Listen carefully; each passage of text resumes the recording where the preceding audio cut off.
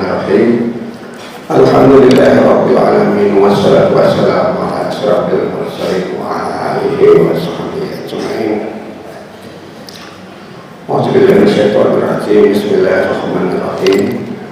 Ya ayyuhalladzina amanu kutiba alaikumus shiyam kama kutiba alal ladzina min qablikum la'allakum tattaqun. Rabbi shrah li sadri wa yassir li amri wahlul 'uqdatam min lisani yafqahu qawli. Bapak-bapak, ibu-ibu jamaah Masjid Al-Muslimun rahimahumullah. Pertama-tama marilah kita panjatkan puji syukur kehadirat Allah Subhanahu wa taala yang atas rahmat dan karunia-Nya kita saat ini berada di awal bulan Ramadan 1445 Hijriah.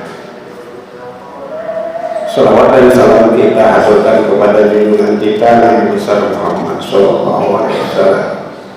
Allahumma shalli ala Muhammad.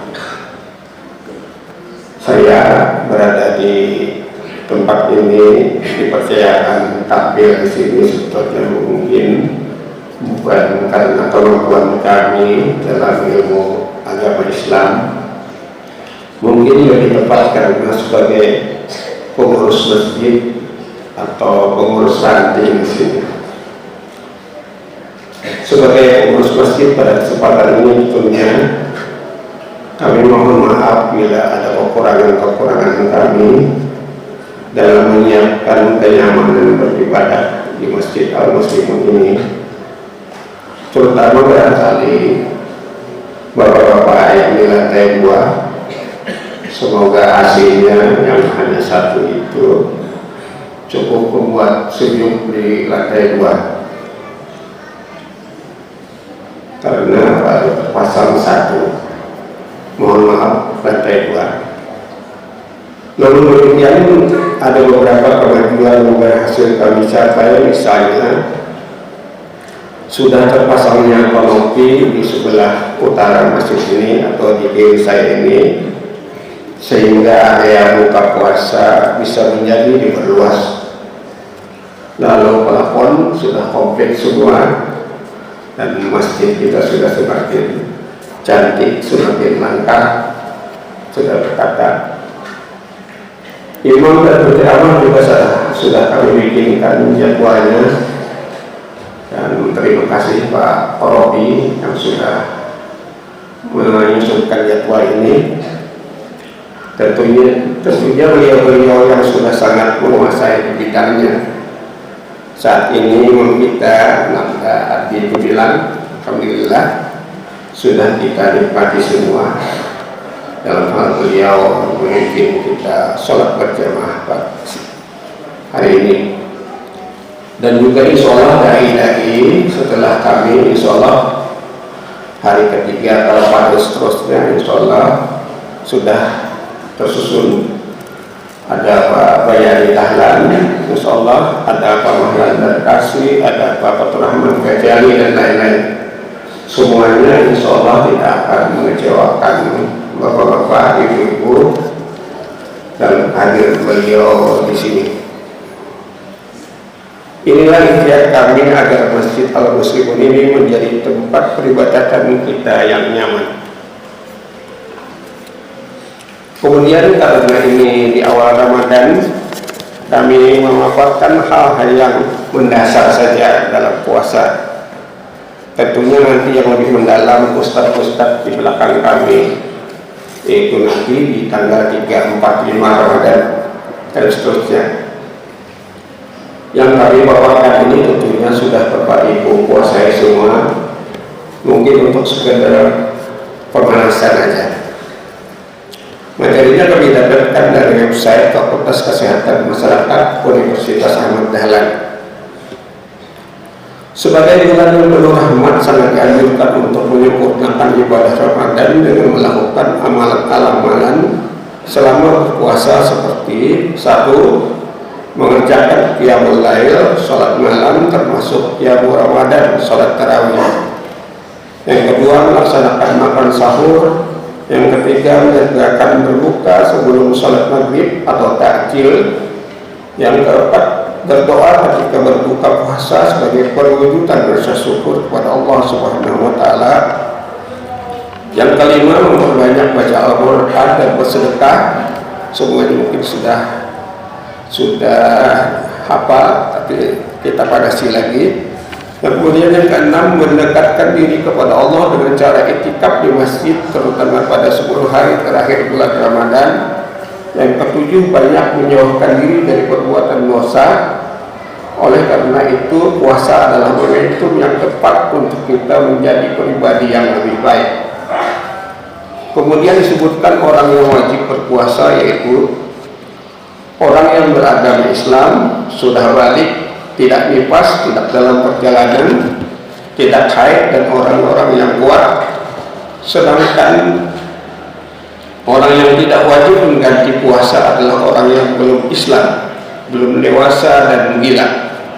Yang haram puasa dan wajib mengganti puasa adalah perempuan yang mengalami haid dan nifas.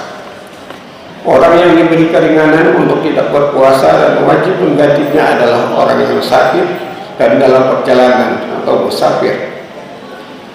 Orang yang boleh meninggalkan puasa dan wajib membayar fidyah 1 mud atau 0,6 kg atau lebih makanan pokok untuk setiap hari yang ditinggalkan. Terdapat hal-hal yang membatalkan puasa, yaitu sesuatu yang sampai rongga mulut, hidung atau telinga. Selain itu, beberapa hal lain yang membatalkan adalah dalam hal pengobatan, membuat orang merasa puas seperti merokok, muntah dengan sengaja, melakukan hubungan seksual di siang hari, keluarnya air mani, haid atau darah yang keluar dari jalan, nifas, gila, dan hilang akal.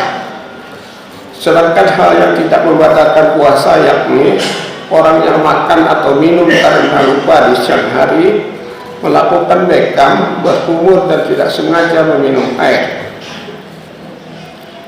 menelan air ludah, masuk air saat berenang, melakukan suntik atau vaksin, dan mencicipi makanan pada saat masak selama makanan itu tidak sampai pada tenggorokannya. Beberapa keutamaan bulan Ramadan adalah bulan untuk beramal saleh. Pintu-pintu surga dibuka, pintu neraka ditutup.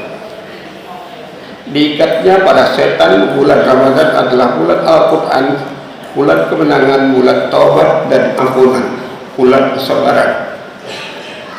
Banyak orang yang diselamatkan dari api neraka.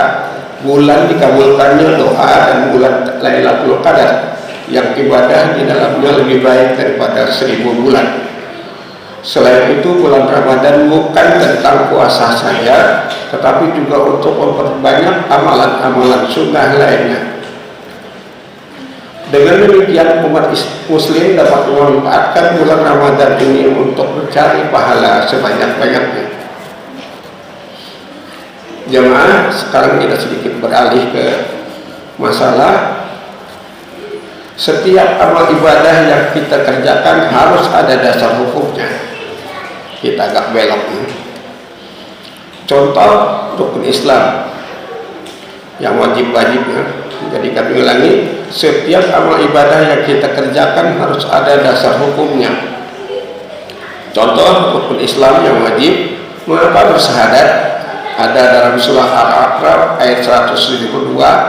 Mengapa kita sholat? Ada karena diperintahkan dalam surah Al-Isra 78, An-Nisa 103, Hud 114, Al-Hud 17-18, dan Al-Baqarah 110, dan lain-lain. Mengapa kita melaksanakan zakat? Karena diperintahkan dalam Al-Baqarah 143. Kenapa kita berpuasa? Karena diperintahkan Al-Baqarah 1483. Kenapa kita haji? Karena diperintahkan Al-Imran 197. Jadi semuanya adalah dasarnya. Lalu yang sunat-sunat, mengapa kita puasa Senin Kemis? Karena ada riwayat hadis riwayat Muslim sandarannya. Kenapa kita puasa Ayyamul Bid? Karena hadis Bukhari dan Muslim yang mendasarinya. Mengapa membaca surah Al-Kahfi tiap malam Jumat atau hari Jumat? ada dalam hadis An-Nasai dan Al-Baihaqi dan lain-lain. Jadi setiap peribadatan yang kita kerjakan harus ada pijakan, harus ada dasar hukumnya. Istilah Ustadz Mas'udi, harus ada dalil. Demikian, semoga bermanfaat. Assalamualaikum warahmatullahi wabarakatuh.